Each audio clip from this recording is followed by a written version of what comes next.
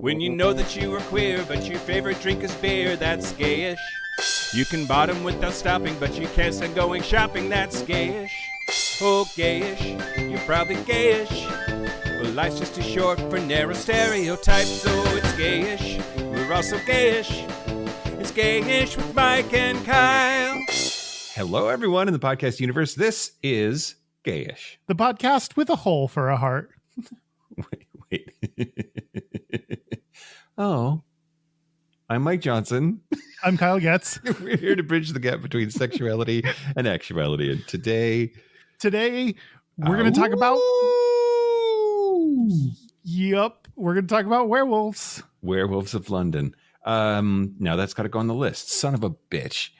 Yeah, this was Patreon vote happened. Yeah, thanks Patreon. We were picking from spooky options since it's that time of year. Happy gay Christmas, everybody. Yeah. Is it news time? No, just one note about our Patreon happy hour, which is coming up for all Patreon members on Wednesday, November 1st. We had to change the time because I have a job now that takes up some of my time. We have to start at 7 p.m. So instead of 6, we are starting at 7. Yep. So we will see you there Wednesday, November 1st at 7 p.m. I will still be late, but Mike is going to be later than that. But yes. Yeah. I'm in Buenos Aires, Kyle. How is it? It is late. It's 11:30. Yikes. Yeah. No, it's good. South America's fun. I like it here. Yeah. The boys are pretty. Ooh. Any boys stories to report? No. Okay. No, okay. I've been keeping it in my pants. Okay. Well, if you want personal news, you have to join Patreon and listen to the monthly bonus episode. Oh yeah. On our bonus episodes every month, instead of doing the news, we do personal news where we talk about our life updates. So if you want to hear more about us and dig into that parasocial relationship, go ahead and sign up for Patreon. Okay. Now the news. Yeah. Shut your mouth hole. It's time for your ear holes. News. Okay. First, I have a news update. Okay. Look at me, Kyle. I'm doing it. I'm watching you. I'm seeing you. I remembered to play the news theme song, or at least like prompt when that happens before talking about news updates. Okay. And I just it's gelling. The formula is working. Finally, after 6.5 years, Mike, it's working for us. Yeah. The update is that LaFonza Butler is not going to run for California junior senator position. Now, she was appointed by Gavin Newsom. I talked about her at the live show to replace Dianne Feinstein, who died, and she has indicated that she will indeed not be seeking a full term. She's just going to finish out Senator Feinstein's term and ride off into the sunset with her hot wife. So, yeah, that's all. Good to know. Yeah. Well, and then somebody wrote in with like feedback. They were like, you shouldn't want her to be it because she was appointed and that's unfair or something. I don't have time to go into all of it right now. And I respectfully disagree with that person. Suck it. Great. News the first. So in Nigeria, 76 people have been arrested for going to a gay birthday party. Wait. Is it a birthday party for a gay person, or was the event itself very gaily done? Well, okay, so the Buhari Saad of Nigeria's Security and Civil Defense Corps, who is the villain in this story, just so you know, said, quote, "We apprehended 76 suspected homosexuals while holding a birthday party organized by one of them who was to wed his male bride at the event." So is it a gay wedding or a gay birthday party or both? So they believe the organizer of the birthday party planned to incorporate a wedding into the event. And that's, gay birthday party, not okay. Gay wedding, absolutely not. Yeah, that's a double gay event right there, which is doubly not allowed. 59 men were arrested, 21 of whom confessed to being homosexual, and there were 17 women. Anyway, it's illegal. It's illegal as hell in Nigeria because it's a fucked up bullshit place. And technically, homosexuality is punishable with up to 14 years in prison or 10 years for accomplices, which I don't know. How are you an accomplice to gay? That's your fag hag. Yeah, that's a different word for fag hag. Because I just don't know how, like, an accomplice. Like, I helped you do the gay, but without being gay myself. I bet that's people who know, like people who you tell but don't do anything about it. Like if you don't turn them in right away, I bet it's all those people. All right, giving aid and comfort to the enemy. Yeah. Yeah. This comes right after an actual gay wedding that was for sure a gay wedding that they raided, and they arrested more than 200 people there and prosecuted 69 of them. Nice.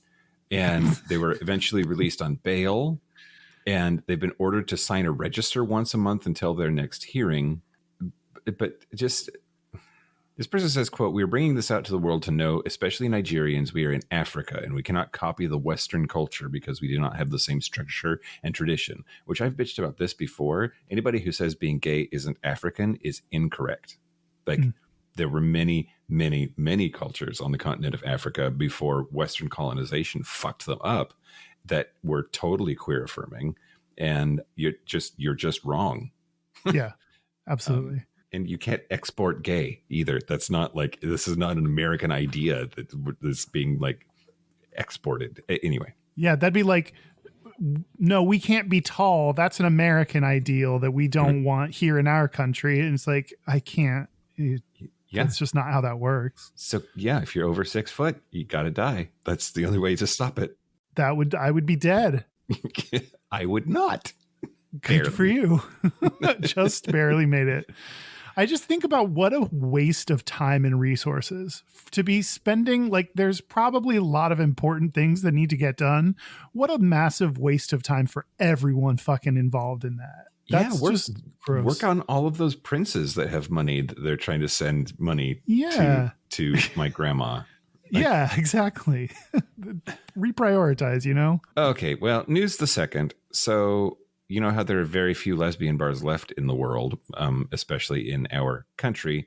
And unfortunately, San Diego's hilariously named lesbian bar, Gossip Grill, was set on fire in an apparent arson attack on Friday. Yeah. So on social media, Gossip Grill staffers said it was intentional and was arson. Gossip Grill is one of the last remaining queer women's bars in the country. It breaks my heart knowing that someone intentionally tried to burn it down. They thanked the San Diego Fire Department for their quick response. And apparently they responded quickly enough that it just damaged the front patios of the place. And the actual bar itself is likely okay, like maybe some smoke damage. They're figuring it out. And there has been a suspect that has been arrested over the weekend. That's good. What's interesting there is he is a former employee, and so it's not being prosecuted as a hate crime because something else is going on. This person, I guess, has a history of having mental illness issues, mental health problems, and they're not exactly sure what the motive is at this time, but they're, again, not going to be going after him as a hate crime because he's a member of the community and used to work there, and there's something else going on. I don't know. Leave it to the lesbian bar to have drama even when it gets burned down. Like there's still tons of drama there no matter what. Yep. I hope everything's fine. I hope they survive. I hope insurance gives them a fat check and they get more lesbianic than ever before. Yeah. Or something. Soup's lesbian. Yeah. Can make it even more lesbo, you lesbos. Yeah. And then news the last. So we have said that Rishi Sunak is one of the nominees for Dickbag Fuckface Asshole of the Year.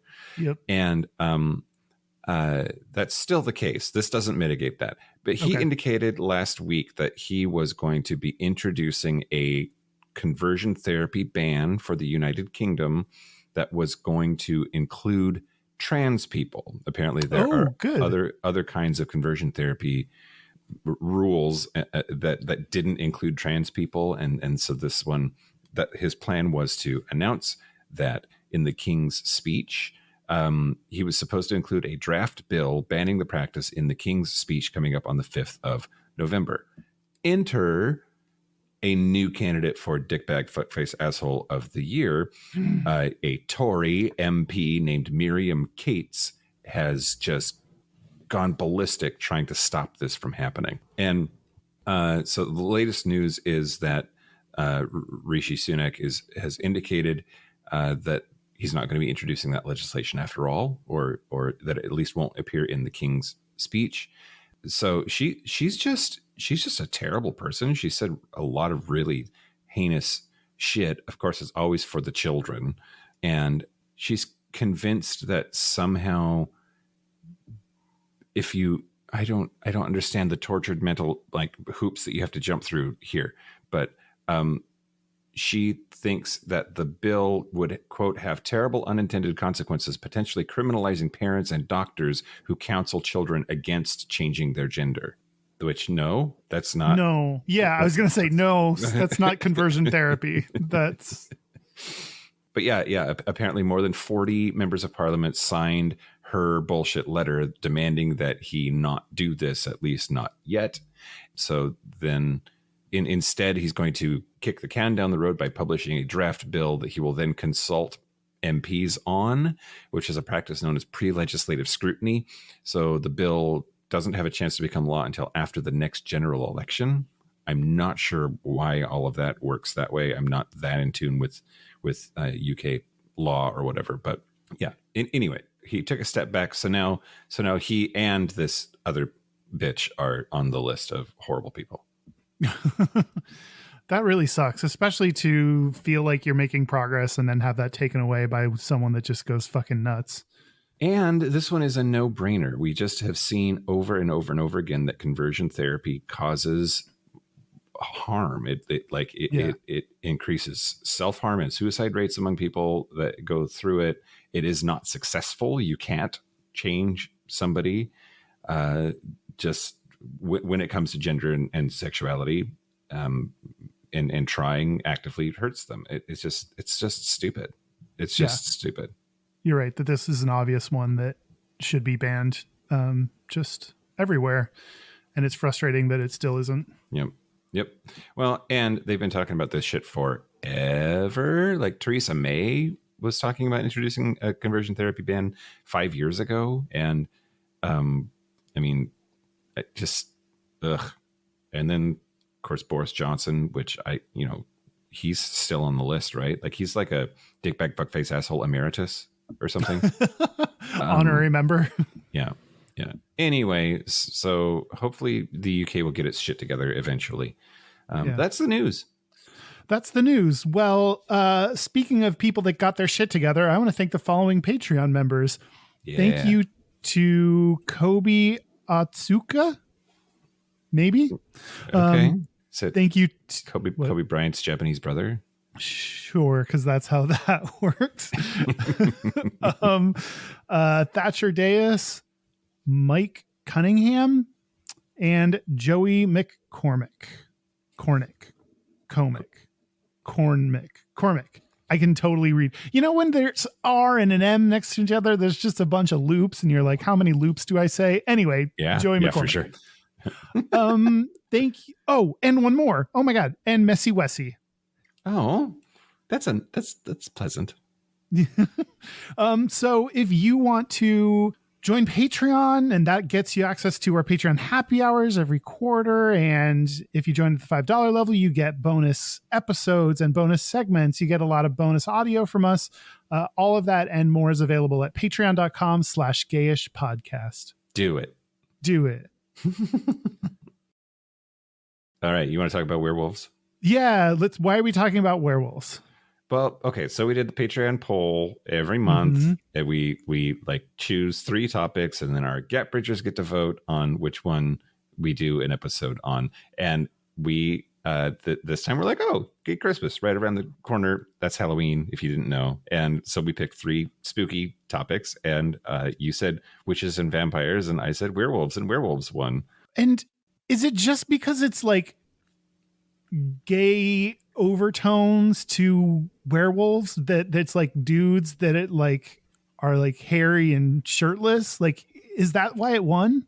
I think Teen Wolf is a non-zero reason, probably.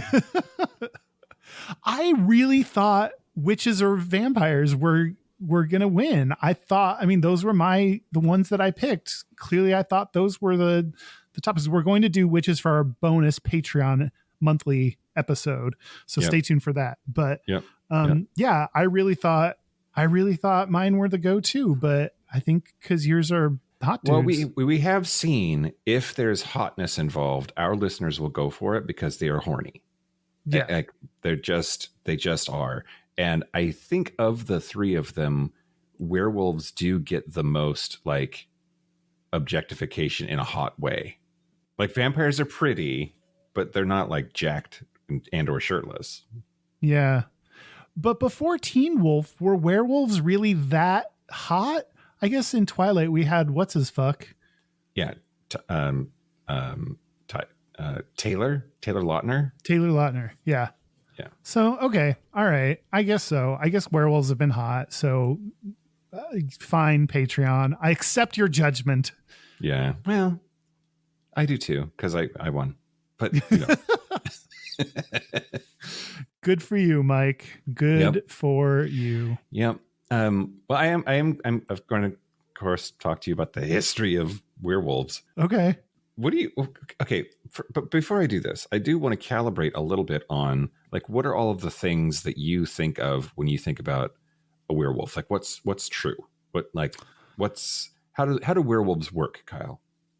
Werewolves work so sexily, Mhm. so hairily. Yeah. They work it with a Q. Yes, they work. They during the full moon, they transform into their werewolf form. So usually you got to lock them up in a cage or in a box during the full moon time. And otherwise they just go feral and they'll rip your throat out. Yeah. Yeah. Okay. Okay. I don't know. Is there more? What? Well, some things that you've said, and we'll get into, I think, all of the like sort of folklore things about them. But you've honed in on like some specifics that are actually like variables in some traditions, like only on a full moon. That's like there are werewolves that in some traditions could change into a wolf at will, not because of something that happened. Ooh. Or it could during the day and not just has to be at night. Like there's so you've gone down the road of the like they can't help it, this happens to them on the night of a full moon thing. Yeah. Another one is are they in their right mind, or can they not control themselves when they're in wolf form? And you've sort of implied that like your form of werewolf like is no longer like human on the inside, like they are a vicious beast and can't control themselves, and they eat people instinctually or whatever. Yeah, absolutely. Some other things that are knobs to turn is how do you kill one?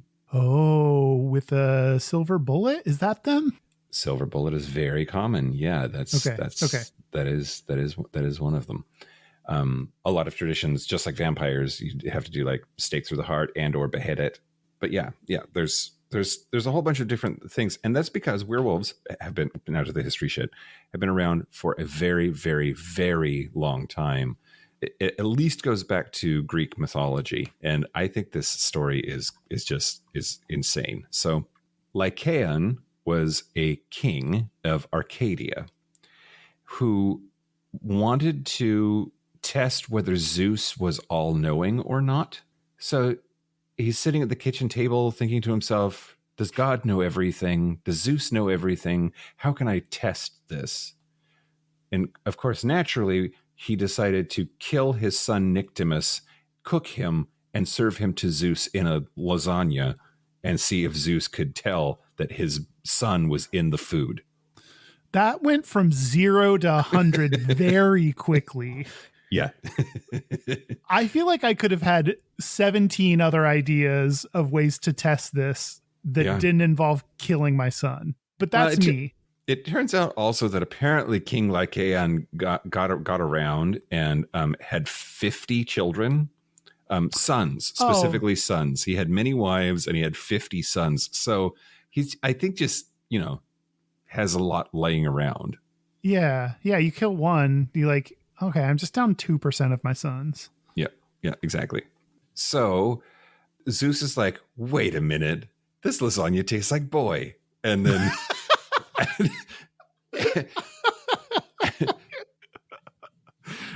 and so he transformed the king into a wolf and killed all of his sons. Oh no, that's the other 98%. But brought the one that was cooked back to life. Oh. Is that where we get the podcast 98% Invisible? Yes. Okay. Obvi. So there's a whole bunch of different versions of this story, like a lot of Greek mythology. It lasted for so long and was told by so many people. A lot of it was oral tradition. But in one of them, Zeus visits his sons in the form of a peasant, and then they killed a kid and put it into his food. So he got mad and threw the food on the ground, and then killed them all with lightning. It just, like there's a whole bunch of different versions of this story, but the most popular one is in which he turns the king into a wolf.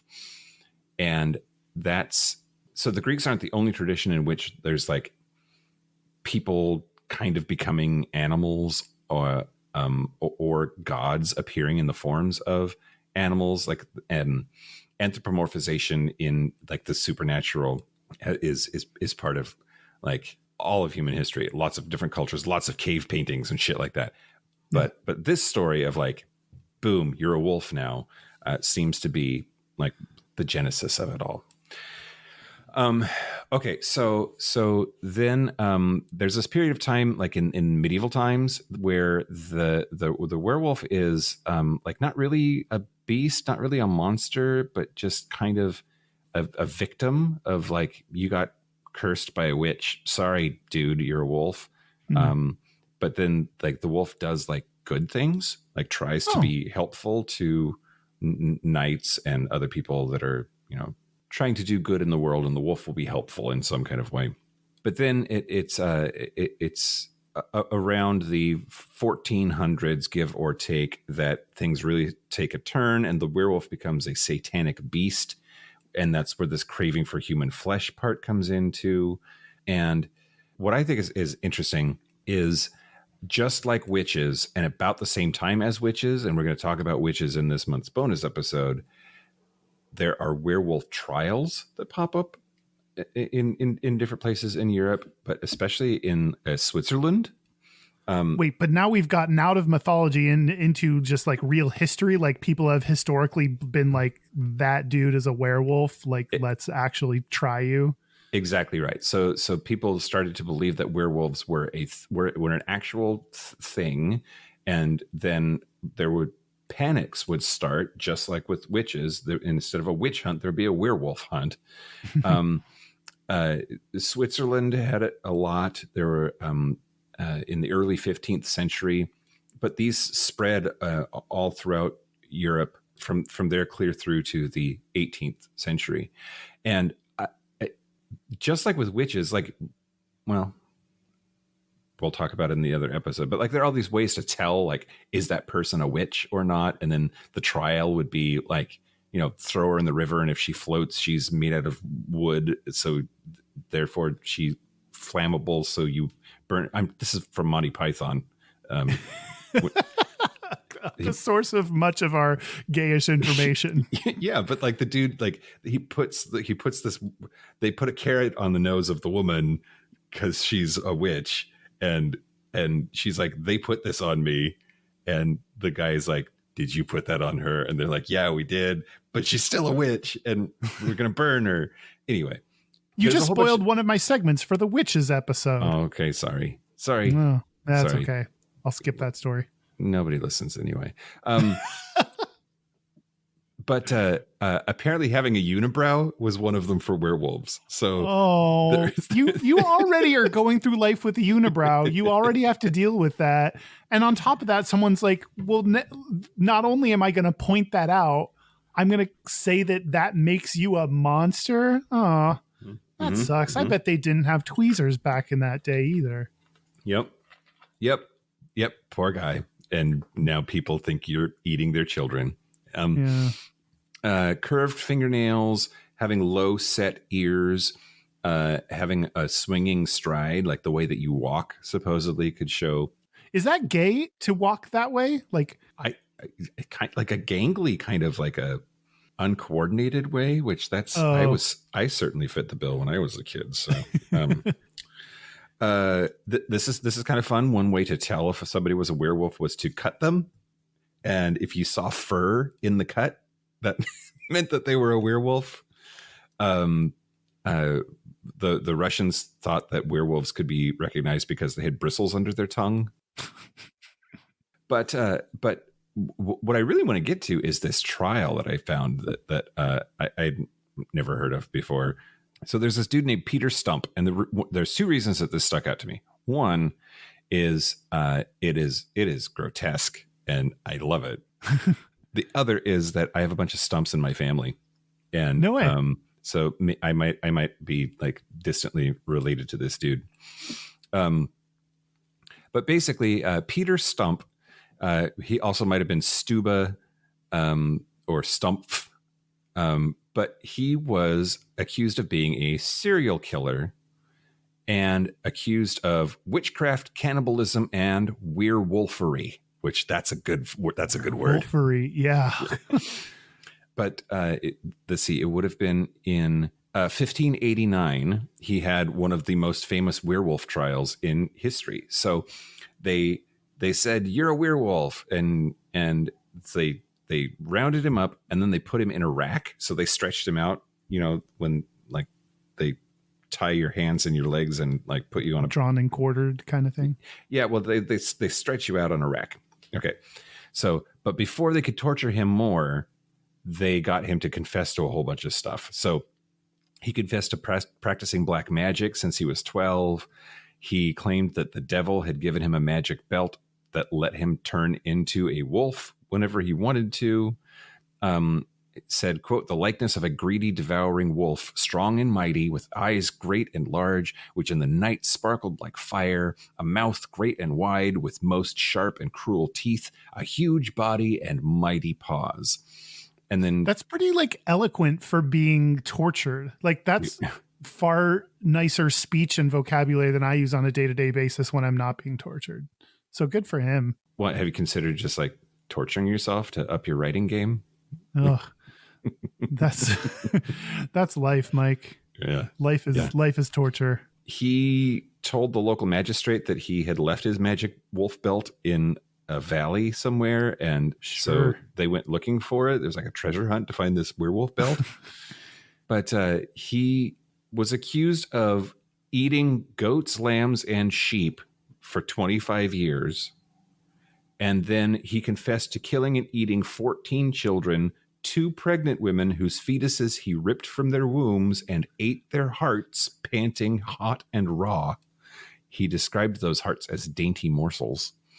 And one of the 14 children was his own son, whose brain he apparently ate. But did he? I don't know. Apparently he went out with his son into the woods, turned into a wolf, and ate him. So he was accused of being a serial killer and a cannibal, but also was accused of banging his own daughter, so she was sentenced to die also, which that seems wholly unfair, but maybe checks out because patriarchy. I don't know. Yeah. But one of the pieces of evidence that I absolutely love, apparently it's possible that the reason his last name was Stump was because he was missing a hand, and the werewolf that had been cited was missing a paw, and it was the same one. So clearly this dude was that werewolf. That's very convenient. That's Right? A very convenient clue. That's also mean to be like, you don't have a hand, and then it's like, oh, we'll just call him Stump. Yeah. That's such a mean nickname. Yeah, well, and I would love it actually if like my family name Stump was just because of an amputation at some point in our history that stuck. Yeah. I don't know. But that'd be like if someone looked at me and was like, oh yeah, we'll just call him Huge Dick, like, yeah. Okay, but I'm, more than just that one thing. I mean, my last name is Johnson, so. Oh yeah, fuck, you win. Okay, so they executed him on Halloween 1589. So it was the 31st of October 1589, alongside his daughter Sybil and mistress Catherine. His flesh was torn from his body in 10 places with red hot pincers, followed by his arms and legs. Then his limbs were broken with the blunt side of an axe to prevent him from returning from the grave. He was beheaded and his body was burnt on a pyre. His daughter and mistress had already been flayed and strangled, and they were burned along with him. Did anyone live? No. Okay. Executions. They were all executed, Kyle.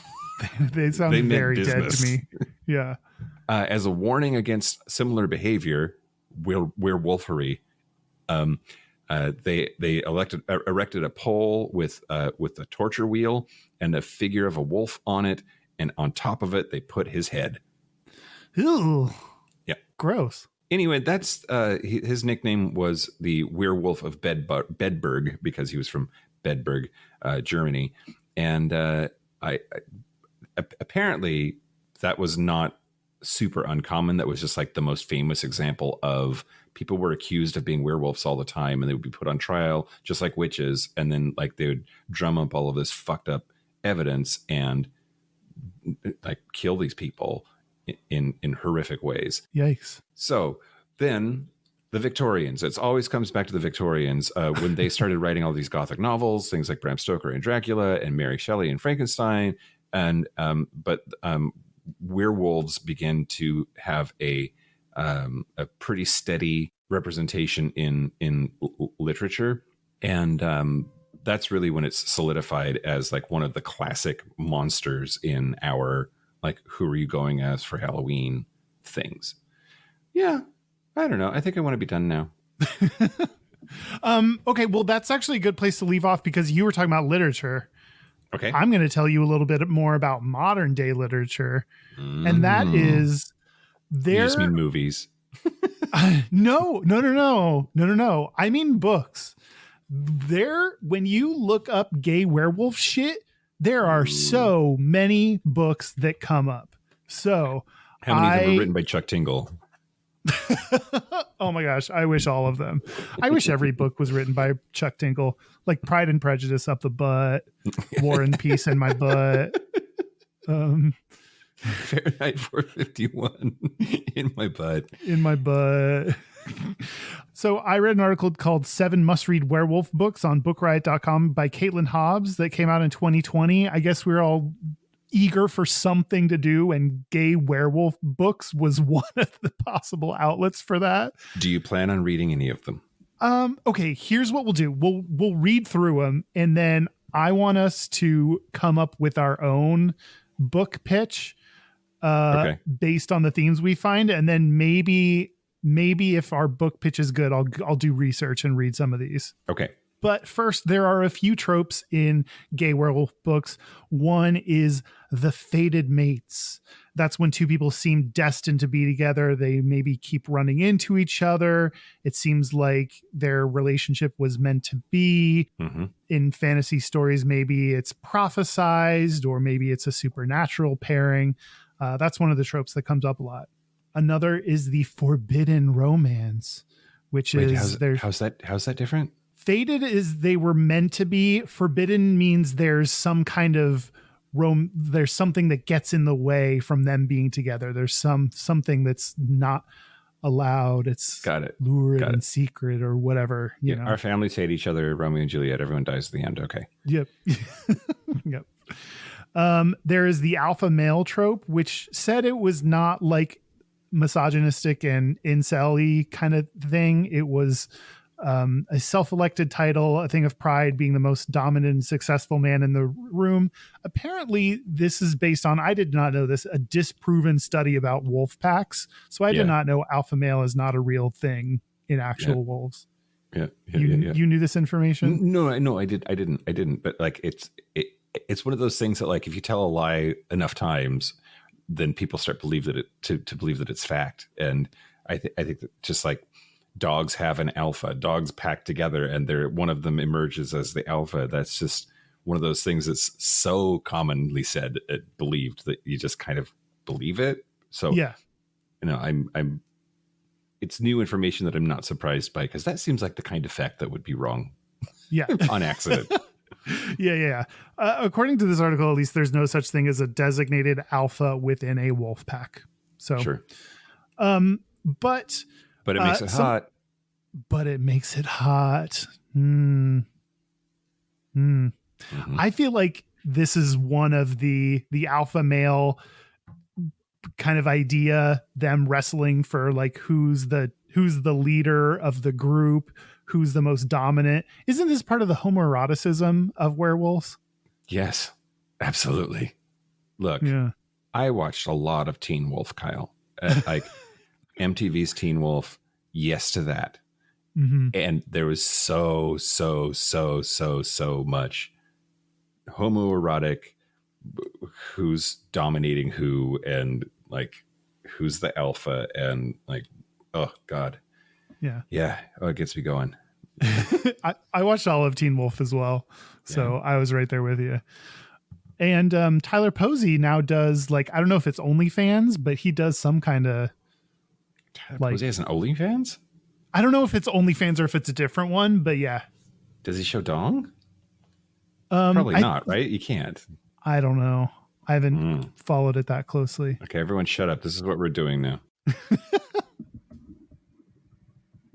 Tyler Posey, OnlyFans, dong. Okay, we're going to check this out later. Bookmark that one. Yeah. Okay, please continue. Something else to know before I talk about the actual books is that a lot of gay romance books are written by straight women. Yeah, I've heard that. Especially the ones that have to do with like vampires or apparently werewolves. So yeah. I don't understand why that is. I have not gotten a good answer on why. Okay. Let's make something up and pass it off as the truth. I do think that, like, there's the probably wrong thing that like men are visual sexual creatures and that women are not, that they're emotional sexual creatures, that they're, that erotic fiction appeals more to a feminine brain. I don't know. And they think two gay dudes is hot. Yeah. I guess just the way straight dudes think lesbians are hot. This is straight women's version of like lesbian porn for straight dudes. Maybe. Yeah. Huh. Yeah. I think we figured it out. Great. Did it. Nailed it. Just like when someone's leaving my place, he says, I got to the bottom of it.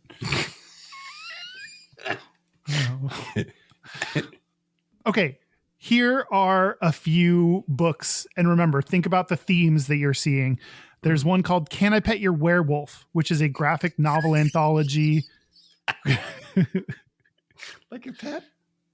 Like, do you keep it in your backyard? Okay, anyway, go ahead. Keep it in your backyard. It's short and sweet, gives you a snippet of view into the lives of werewolves and the people they spend their time with. There is Wolf at the Door, which is 5-book series. So if you need some, like, a lot to read about gay werewolves, you can do that. It's human and werewolf detectives partnered to solve a murder. Oh my God. And a slow burn romance with, apparently there's a trope, assholes to lovers. Great. There is Wolf Song, which is a book where Ox, the main character, grows up from a young adult with an abusive father to an adult who is what his pack needs. Alpha male. I like this one, A Fairy of Bones. It's a detective. That's the title? That's the title. Okay. It is a detective romance. Urban fantasy, includes gods, demons, and werewolves, and a we shouldn't romance. Ooh. We shouldn't, but we have to. But we must. But we mustn't. But we must. Oh. There is, I'll just do one more. The Alpha's Warlock apparently features a chatty mage and a growly alpha wolf who are enemies to lovers, with the standard if you only talk to each other kind of frustration. So, okay, what themes are we seeing in some of these books? It seems like a lot of them are like problem solving together or something. Yeah, detective came up more than I imagined for this. Yeah. There's an attraction to someone they shouldn't have. Like, it's all about the relationships in these books. And it's, you know, the lead character and an attraction that they shouldn't have or isn't working for some reason. Yeah. Yeah. I think it's interesting that like all of the monster stuff comes down to this like psychological theory. I think that all people inside of them have a horrible demon just waiting for an opportunity to get out that they can't control. Oh, and yeah, I can't articulate it because I haven't thought about it very deeply, but I bet that's Victorians too, actually. But the just the idea that like there's something inside of you that is bad and evil and wicked that's just barely under control and it could come out at any minute. Not for everybody, but some people. And then there's like the bad boy thing. Like that makes it hot because it's dangerous, but also like ill-advised or something. Anyway, sorry. Okay. So what if our book, I'm actually going to talk about what werewolf is a metaphor for in a little bit. So okay. hold all that information in your brain. Okay. I think we could have like, maybe you were talking about a bad boy and everyone's always like searching for something, or like detective style. Maybe we have the son of a private investigator is our lead, and he goes on stakeouts with his dad. Ooh, okay. And then like FamilyDick.com. Oh no, that's not where I was going. Okay. Yeah, it's his stepdad. Okay. And maybe, just maybe, his stepdad is in fact the werewolf. And And it's called Stepwolf. Steppenwolf? What's Steppenwolf. That's a band. And I think he's an author too. Oh my god. Yeah, so those are gay werewolf books. They're really prominent. Hopefully I gave you some ideas if you want to read more about them. But yeah, they also all seem to feature this like petty teenage drama relationship kind of bullshit. So I don't know why these are all themes that come along with being a werewolf. But maybe it is that, like what you're describing, that metaphor of like there's a little bit of a monster inside me. That's also kind of seems like a teenage kind of view of people's good and bad sides. Like it just breaks it down to such a basic kind of overly simplified, like, oh, there's something bad inside me kind of thing. And like it's puberty, you got hair coming out of weird places. Oh, yeah, absolutely. What if it never stops and I just turn into a wolf? What if I get a unibrow? Right. Then they'll know. Steppenwolf is a Hermann Hesse novel, and that's where the band got their name. But yes. Mine was Stepwolf. Yeah. It's very different. It's very different IP. Yep. Absolutely. Yeah. What do you got? Well, I just wanted to have you take this quiz so that we could talk about your results. Okay. Or maybe that should be the Patreon segment. Oh, okay. Yeah, we can do that on Patreon. Or do you have a better one for Patreon? No, that's a great one. All right. Well, Kyle is going to do this "What's your werewolf name?" quiz that I found, and I'll share my results as well. Ooh, I want to know our werewolf names. I'm excited. Okay. So do you want to keep going on this metaphor thing then? Yeah. Oh, sure. Okay. Do you want me to talk about metaphors? Yeah, I do. Okay. So I was going to ask you what you thought werewolf was a metaphor for, but you already answered that. So I don't have to ask you that. Yeah. Good Yeah. work. Thanks. Thanks. Wait. Okay. No, we're going to talk about this now instead. Oh, okay. What if we invent a new kind of werewolf that's a weir top who like that's like you're a verse bottom. You only fuck on a full moon. You like transform into a top on the full moon. You just like grow a foot long dick and like have this insatiable need to go rail some twink, and then you just go back to being a bottom the rest of the month. I love this idea. What like you like get taller and you get like broader chested, and you start to have some toxic views about masculinity. That's kind of like a werewolf though. Your headboard and linens disappear, so it's just a box spring mattress on the floor. Yeah, I love wear top. Wear top? Yeah, okay. Yeah. Great. Well, in the book Harry Potter, oh man, by she who shall not be named. Okay. Yeah. So fuck that bitch. And I can't believe how just on the nose obvious some of her fucking bullshit is. Like all of her spells are just like mostly just Latin phrases for what they do, or the names of people like are not clever. They're just not clever. Go ahead. Well, one of the people's names is Lupin. Yeah. And he was a werewolf. Yeah. Which Canis lupus is wolf. That's the Linnaean taxonomy for a wolf. Like calling him Lupin, like who's the werewolf? I don't know. It's that fucking guy. You knew it from the very beginning. Shut up, you whore.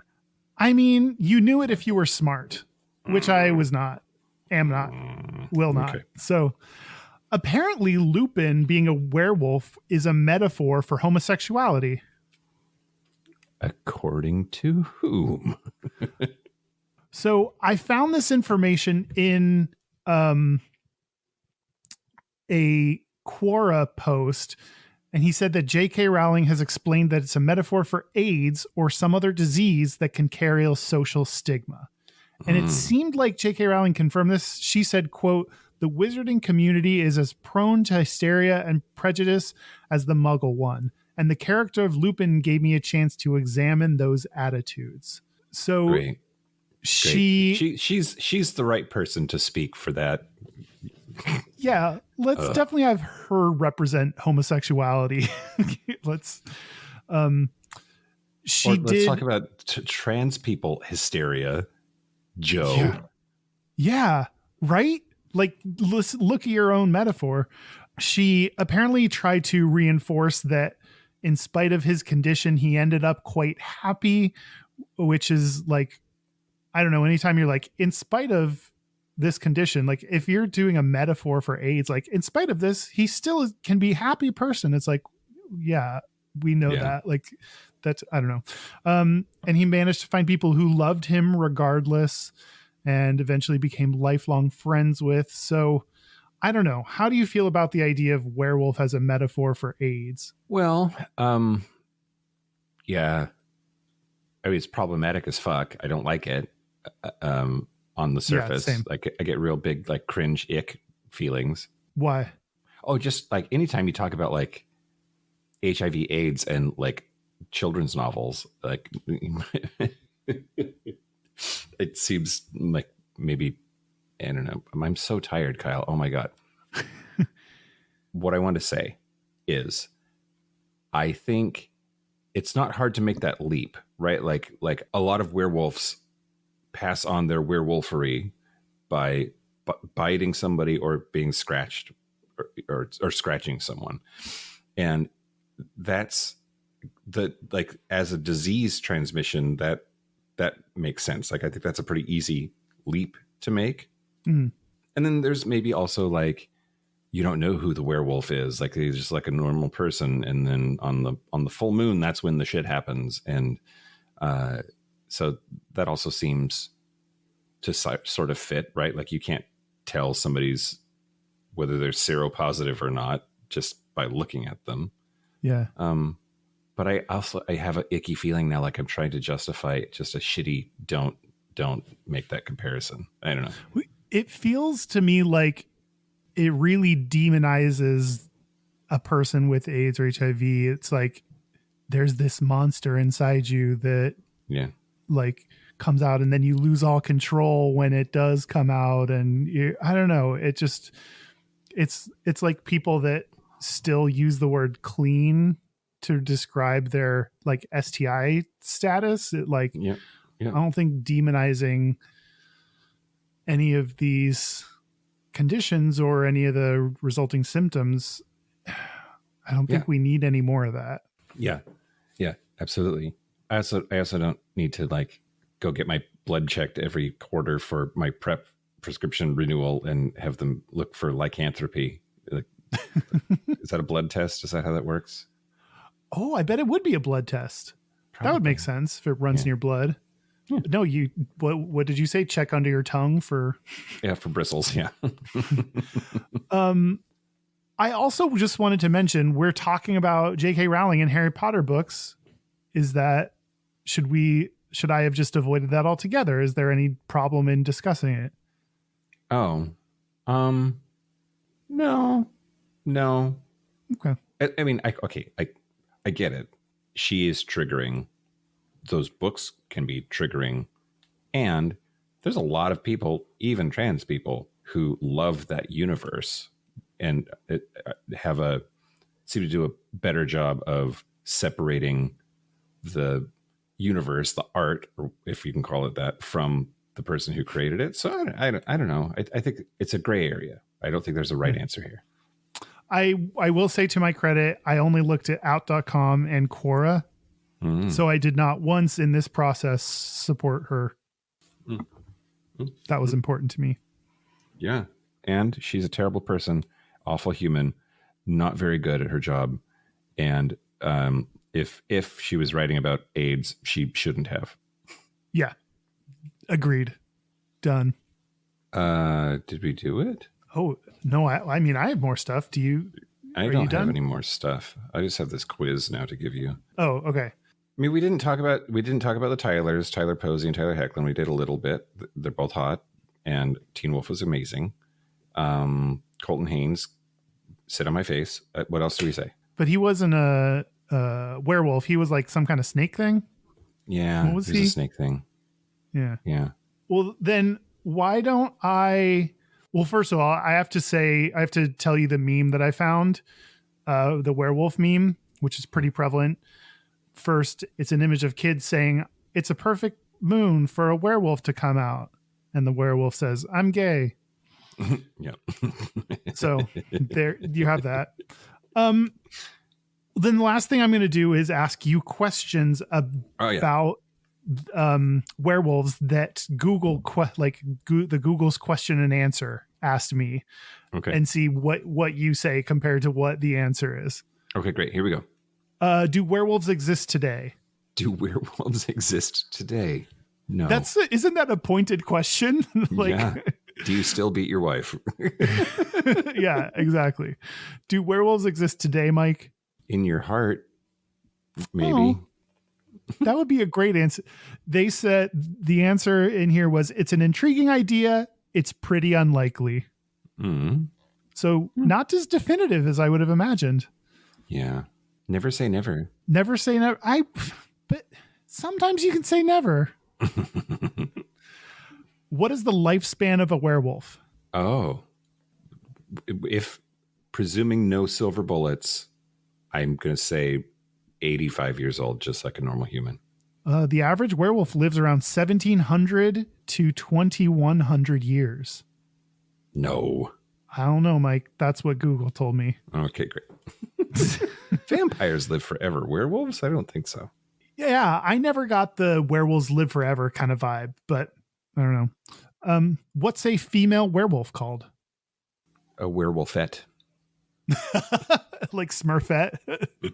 A werewoman, which werewolf isn't a gendered term from the get-go, so we don't have to change it at all. I hate these kind of words that people do. And why did we change the wolf part? Like, even if it were, I would think that the weir part would be the part that would need to change, not the wolf Woman part. wolf? A wolf woman? Weir? No. What? Oh, a wolf woman. That's good. Werewolf? Sheer wolf? I don't know. Her wolf? Yeah. How long are werewolves pregnant? Oh, more than puppies, but less than babies. As short as 3 months, but sometimes longer, depending on how many babies the female's carrying. So yeah, it's about right. Okay. What do you think Google said about how strong is a werewolf compared to a human? Oh, okay. So in Teen Wolf, it made it so that you could do one-armed pull-ups, just shirtless, of course, just by virtue of getting bit by one. So a triple strength? I'm going to go with triple strength. The answer was at least strong enough to rip a full-grown human in half. Oh, yeah. Okay. So that triple, that's reasonable. I think that's the same answer. Yeah. I think you'd have to be more than triple strong to actually rip somebody in half. But I think that's in the ballpark. I don't know. What happens if a werewolf's mate dies? they are real sad. Yeah. They howl a bunch. Ooh. And then they eat its entrails. I don't know. The answer was they go through painful agony and everything. Yeah. So there you have it. The last thing to talk about is, does werewolves have anything to do with pup play? Okay, so I don't think so, or at least not mainstream pup play. Mainstream pup play seems to be about being a pup, like an anthropomorphized dog, not a wolf. Like they're not dangerous, and they're not. But like, I think that there are some furries that I've seen that seem to be going for a werewolf vibe. Really? Yeah, that would, to be a furry and to like, I was first thinking about it, I was like, oh no, but they're trying to be like an animal. They're picking an animal that they're related to. But then werewolf actually seemed like it could fit in pretty well because you're a human some of the times and then an animal. Yeah. A little less often. So that seems kind of ripe for the picking for a furry. What do you think a werewolf's dick is like? Oh my God. Does it become like a dog's dick? Like a wolf's dick? Because that's horrible. Or is it just like a human dick, but like completely hairy? Are we doing like, is it centaur rules where is the bottom half of a werewolf human? Oh God. Maybe. I werewolf takes his pants off and it's just normal dong. Just regular human dick down there. I mean, some werewolves have like furry feet. So I don't know that it's like from the waist down, everything would be perfectly human. Centaur rules, as you put it. Yeah. So yeah, they would have then a wolf dick, which that makes all of this far less hot than I was imagining it. Yeah. Yeah. Yeah. Also, I've seen some werewolf cartoons where like that's for sure a human bulge in there, not a like sheathed up dog dick bulge. See, if it's a human bulge, now I'm back in. Yeah. Like, I think this is really important to whether, like, I think it's got to be human dick kind of thing. I think it's mostly wolf-like, but got a human dick. And that's their tell. That's how you know. Oh my God. Since none of it's real, are there Klingon werewolves? And then do they have two dicks? And are they wolf dicks or Klingon dicks? Oh my God. Are there werewolves in other species? Huh. Like, are there Vulcan werewolves and are there Klamorgan werewolves?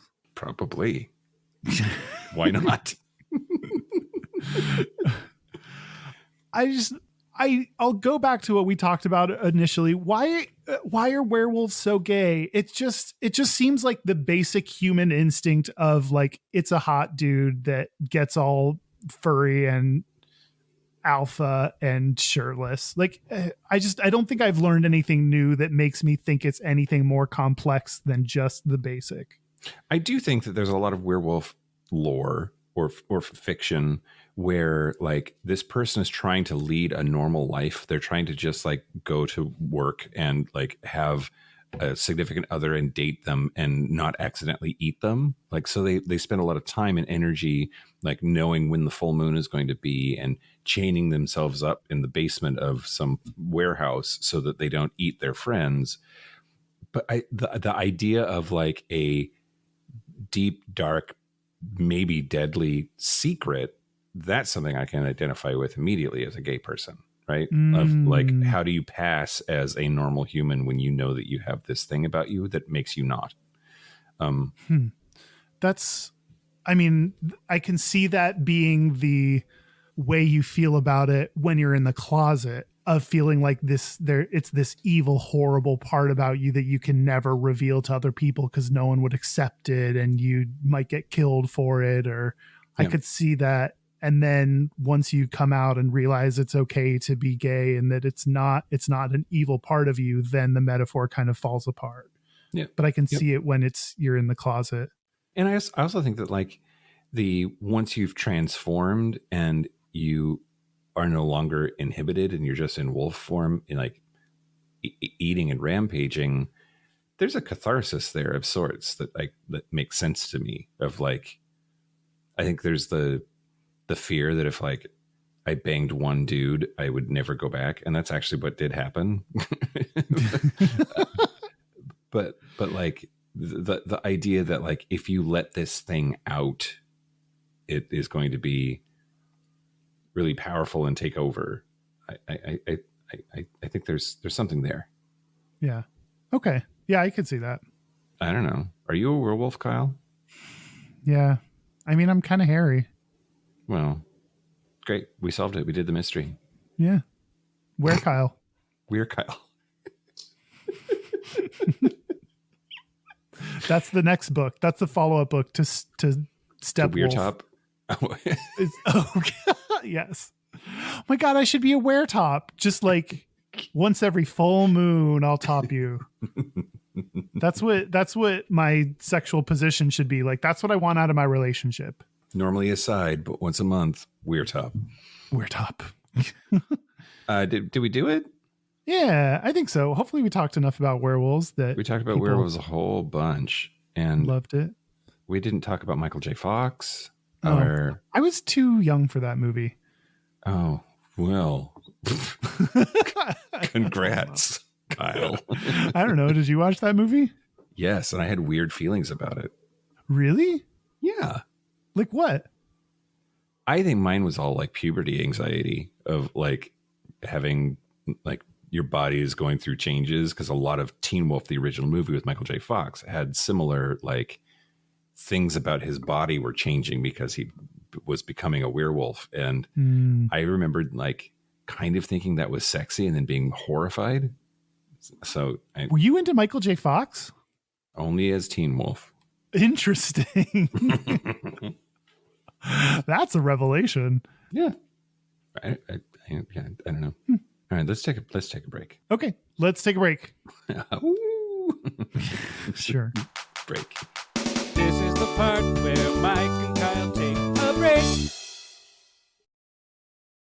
So are we back? We're back. We're back. We're going to do our Gayest and Straightest. We're going to do our Gayest and Straightest, but first, I want to repeat what Kyle already said at the top of the show, just because they say that repetition makes you like remember shit. The Patreon Zoom happy hour is coming up. It is going to be on Wednesday, November the 1st. Yep. Yeah.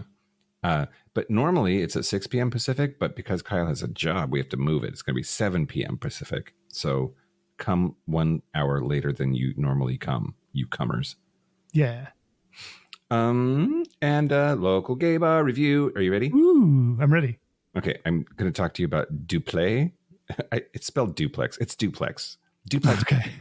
Okay, so like it's when you're going there, it feels like maybe you're going down an alley to get murdered. But it's kind of down this like sketchy looking alley. But then you'll know that you've arrived because there's a gay ass ice cream cone that is their logo, and it's pretty small. And it was not very many people in there, but that's because of the time that we went, not because of anything that was the bar's fault. The bartender was very nice, did not mind that we were speaking English, which after the surly one the time before got in our face about it, this was like a welcome reprieve. And reasonably priced. We sat there and drank for quite a while, and it was affordable. Anyway, I liked it. 3.5 dildos. Great. Good work, Duplex. Yep. And join our Discord server, please, especially if you want to be involved in the Gayish Secret Santa drawing this year. It'll be our 3rd or 4th annual time doing it. And TB on our Discord server does the heavy lifting on getting it organized. It's a lot of fun. We do a Zoom call where we open up gifts and drink, Winterland cocktails. Join Discord and go to the Secret Santa channel. You won't regret it. Yeah, it's a lot of fun. Do it. Our website is gayishpodcast.com. We are on socials, and you can find all of our contact information like our Discord or Facebook group at gayishpodcast.com/contact.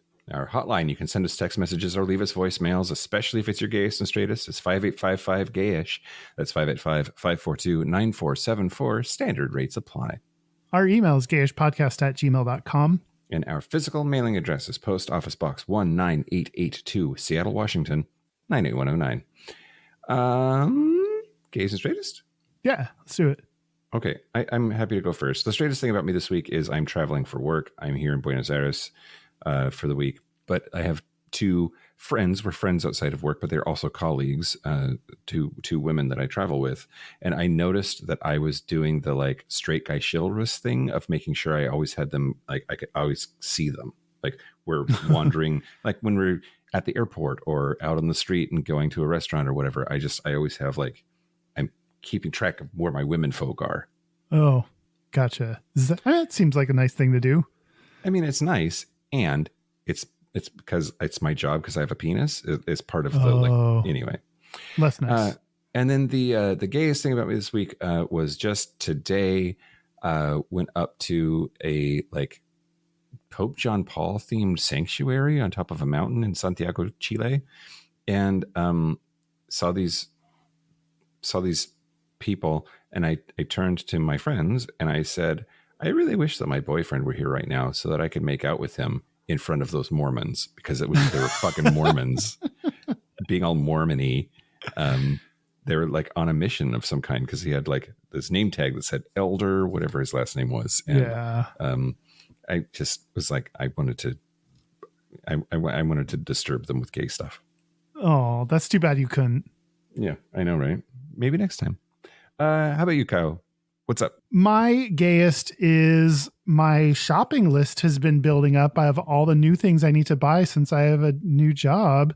So I just have a bunch of new stuff that I'm going to get. And so going online shopping for my new job. I don't know what we did before we had like online shopping as an option. I mean, I do know because I lived through that, and we went to the store. You had to do it. Yeah.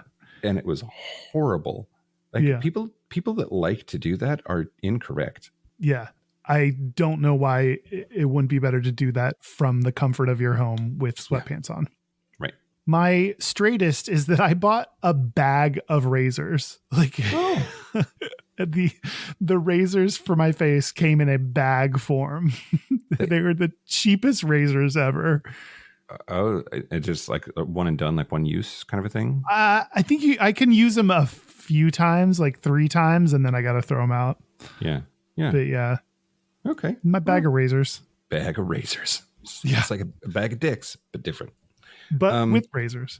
Well, this week we have a Gayest and Straightest coming to us from where? From Round Rock, Texas. Oh yeah, that's right. The Texan. Yep. Let's hear this is from Jason. Hey, Mike and Kyle. This is Jason from Round Rock, Texas. I'm actually on the road to go see y'all in Houston right now, tomorrow, and I cannot wait. I was listening to the Jeeps episode on the way down, and it just made me burst out laughing because a couple years ago owned a Jeep 4-door soft top Wrangler, and thanks to y'all's conversation, it made me think of my Gayest and Straightest. Mike said that he's never taken the doors off his Jeep. Well, my Straightest would be that I could get the 4 doors off in about 15 minutes. My Gayest goes to what Kyle said about driving around shirtless or naked in the Jeep. And that's my Gayest, is that I had just left a new beach. I had my beach towel wrapped around me. I'm driving down the road, so I took the towel off to let everything ventilate. And unbeknownst to me, an 18-wheeler was following behind me, tooted his horn, we pulled off to the side of the road, and needless to say, some fun ensued. Can't wait to see you tomorrow. Have a good night. Thanks for the wine, Jason. It was good to see you at the live show in Houston. Glad you made it. And Kyle already drank his rosé. Yep. I've not cracked open the red yet, but I will when I get back to my home continent. And I love that our Jeep episode could inspire some Gayest and Straightists. Yeah, for sure. Do we do it? Yeah, that's it. That is it. A big thank you to all the werewolves in the land. Yeah, to Tyler Posey for being hot. And to my long lost relative, Mr. Stump. Mr. Stump. Thank you also to our super gap bridgers who give us their money in a big show of support to what we do. Thank you to them. So thank you to Kaylee Adams. Oh, hey, Kaylee.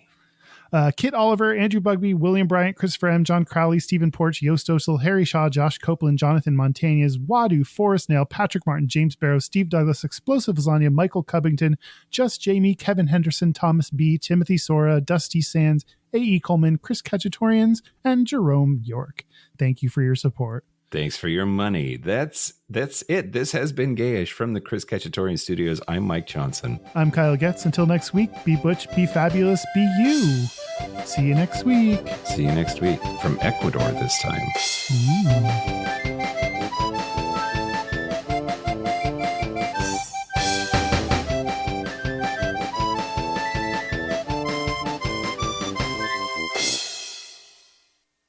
Weird energy, Kyle. I have weird energy.